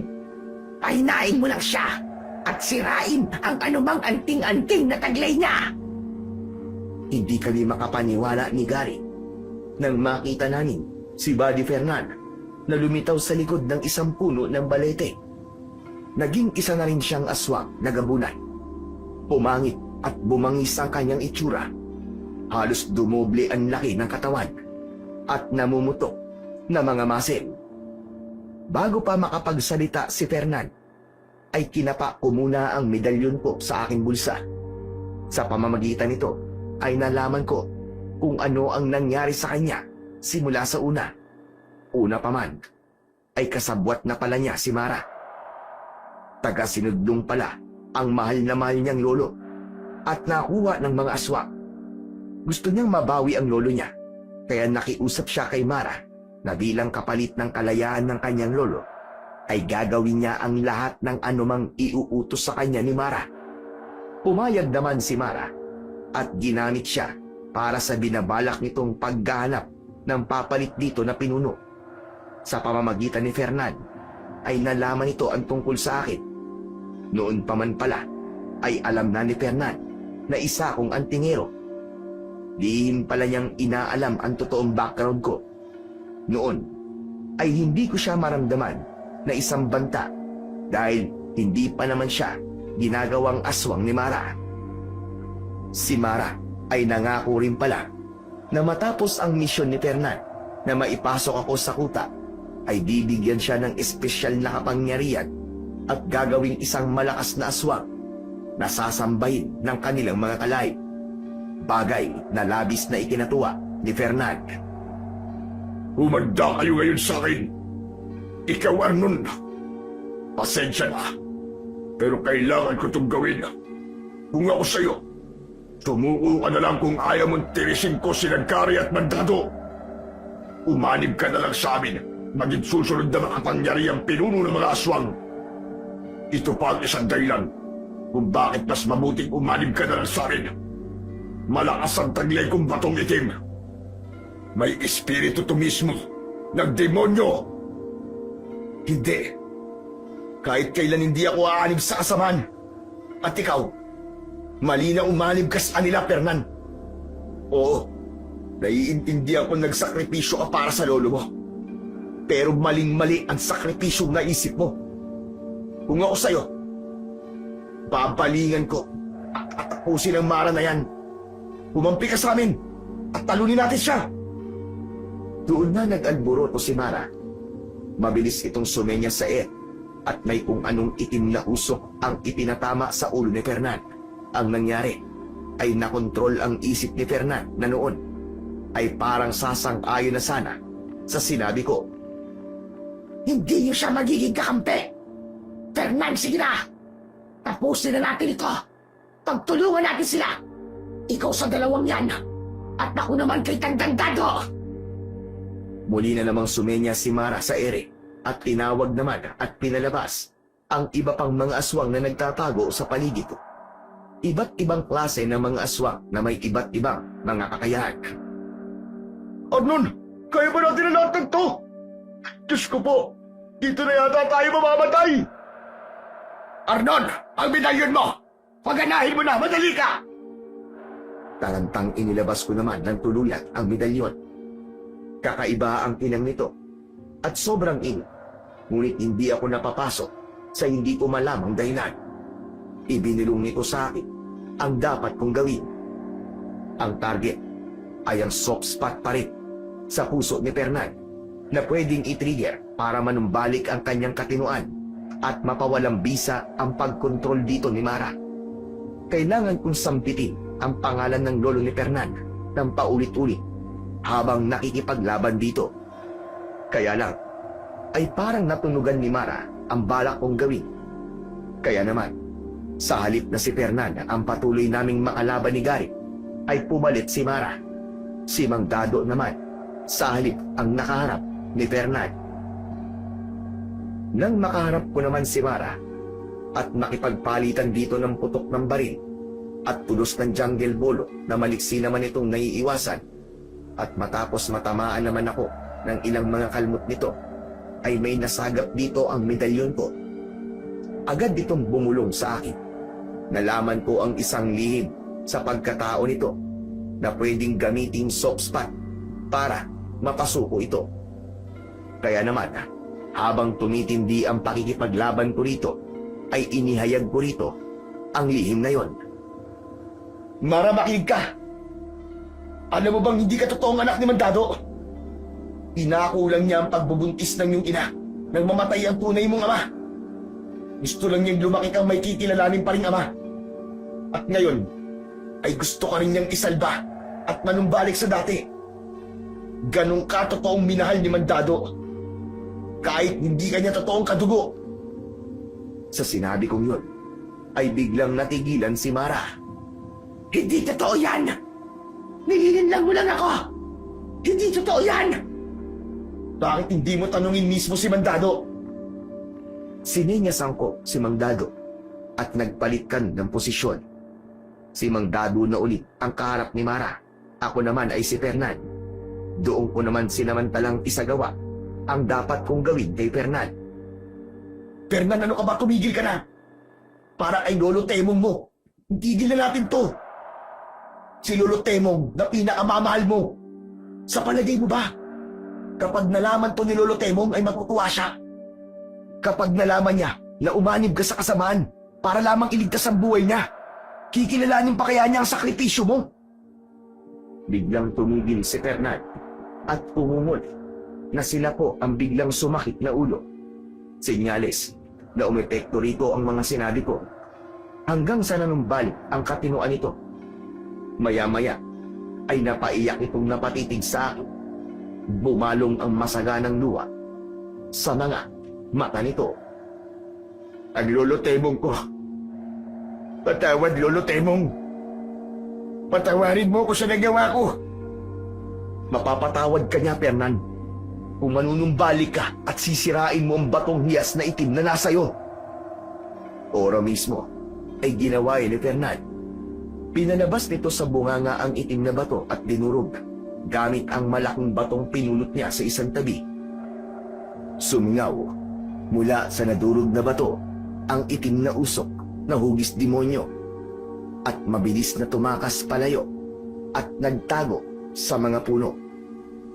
Samantala, pagbaling namin kina Mang Dado at Mara, ay hindi na rin naglalaban ang mga ito. Ang ilang mga aswang naman ay isa-isang nangatumba at nangawalan ng malay. Naging abo ang iba, samantalang ang iba na mga bagong aswang pa lang ay nanumbalik sa pagiging tao. Doon natapos ang laban namin sa mga aswang. Sakto pang nahawi ang mga ulap sa kalangitan at inilantad ang bilog na buwan. Nanumbalik si Mara at todo iyak na nakayakap kay Mang Dado. Si Fernan din ay iyak ng iyak. Mahigpit namin siyang niyakap ni Gary. Hindi pala lahat ng mga aswang, Sir Blair, ay likas na mga aswang. Ang ilan ay inugitan ng espiritu ng demonyo tulad ng nangyari sa mga aswang sa baryo Sinudlog. Sa ngayon ay maunlad na ang baryong yun at hindi na sinasalot pa ng mga aswang.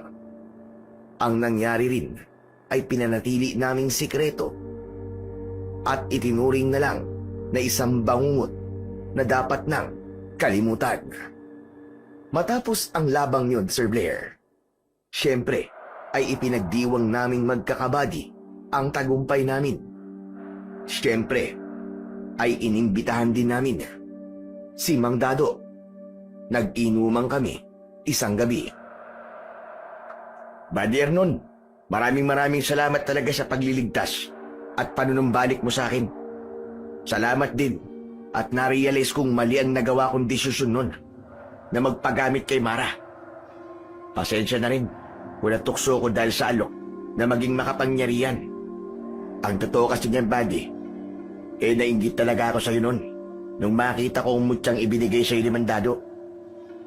Mang Dado, patawad din po pala sa inyo at salamat din po sa malaking ambag ninyo para matalo ang mga aswang. Nako, wala yun, iyo. Dito talaga kayo kay Arnon dapat na magpasalamat. Naging katulong lang niya ako. Mas malaki ang naging papel niya sa tagumpay natin laban sa mga aswang. Wala pong ganun, Mang Dado. Ang totoo po, lahat po tayo ay may pantay-pantay na naging papel. Isipin nyo na lang po nakatulong din naman po ang naging maling desisyon ni Fernan. Kaya natalo natin ang espiritu ng demonyo.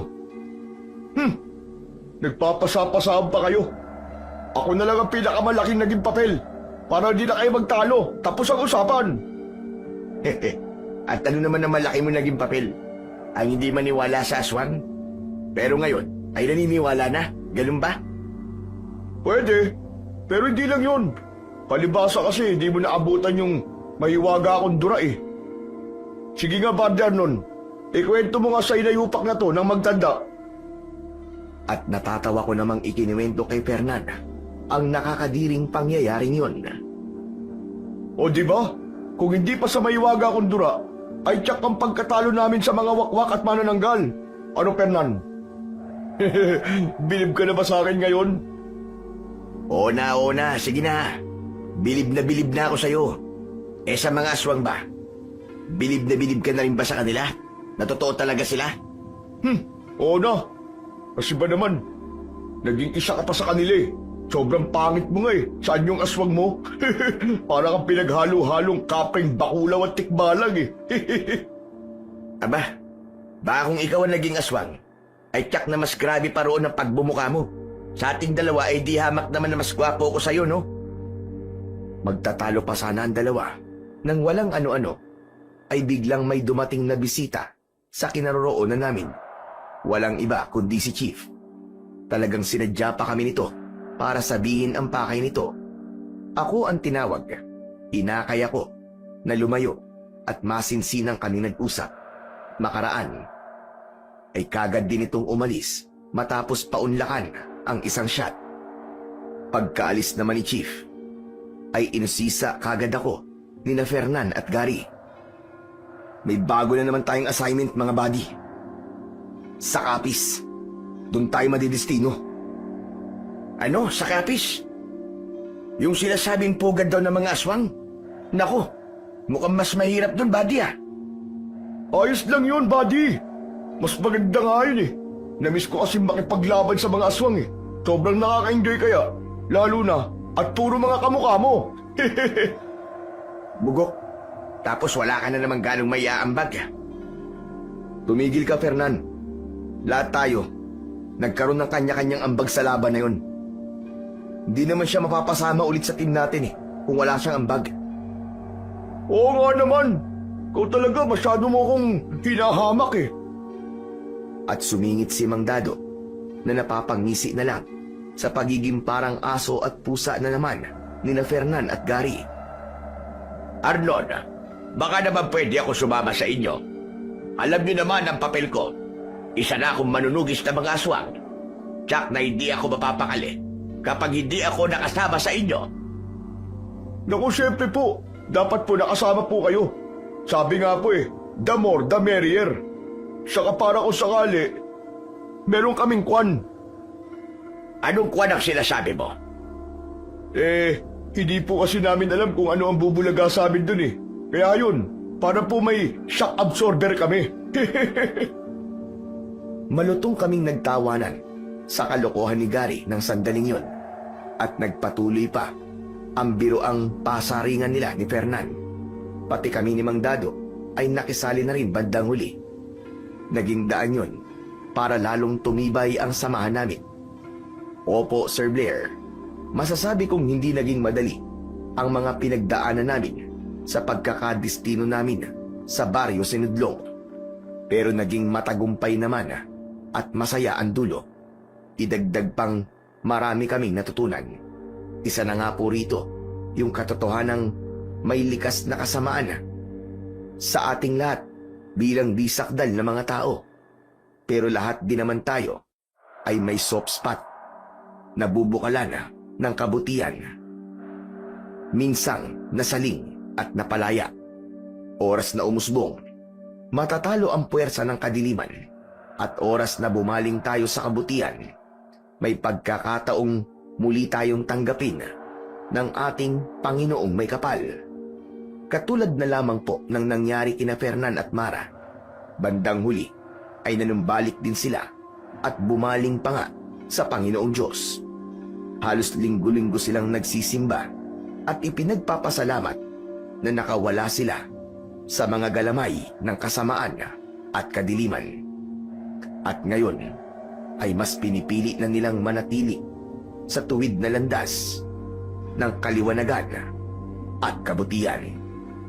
Hanggang dito na lamang po ang aking kwento, Sir Blair, at sana ay may natutunan po kayo na magandang aral.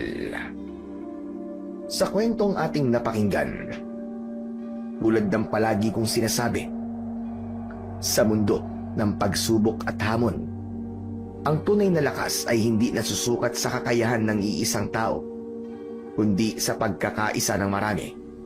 Ang pagtutulungan ng magkakaibigan o magkakasama sa trabaho ay nagiging sandigan sa oras ng kahinaan at nagbibigay lakas sa panahon ng pag-aalinlangan. Kapag ang bawat isa ay handang magbigay, makinig at umunawa, ang dating mabigat na pasanin ay nagiging magaan. Walang imposible kapag ang puso at isipan ay nagkakaisa sa iisang layunin. Ang magtagumpay, hindi lamang para sa sarili, kundi para sa kapakanan ng lahat. Tulad na lamang ng sinasabi sa banal na kasulatan, dalawa ay mas mabuti kaysa isa, sapagkat sila'y may mabuting gantimpala sa kanilang pagpapagal. Sapagkat kung sila'y mabuwal, may babangon ng isa ang kanyang kasama. Sa diwa ng pagkakaisang ito, kahit na ano pang puwersa o pagsubok ang dumating, magiging matatag ang bawat isa at ang kabutihan ay nangingibabaw laban sa anumang uri ng kasamaan na nais sumira sa ating samahan at sa ating bayan. Sa huli, ang tunay na tagumpay ay hindi lamang nasusukat sa narating, kundi sa kung paano nyo ito naabot. Magkakasama, nagtutulungan, at walang iniwanan. Tandaan nyo, sa bawat kamay na nag-aabot ng tulong at sa bawat pusong handang umunawa, nabubuo ang isang lakas na hindi kayang tibagin ng kahit na anong unos. Kaya manatili kayong nagkakaisa, sapagkat sa pagkakaisa, naroon ang tunay na kapangyarihan. Maraming salamat po sa walang sawa niyong pagsuporta at pakikinig sa aking mga YouTube channel. At sana'y huwag niyo rin pong kalimutang mag-subscribe at i-hit ang notification bell para sa mas marami pang makapigilininga na mga kwentong aswang at katatakutan mula sa mundo ng kababalaghan. Hanggang sa muli po, at pagpalain kayong lahat ng ating dakilang Diyos na siyang pinakamakapangyarihan sa lahat.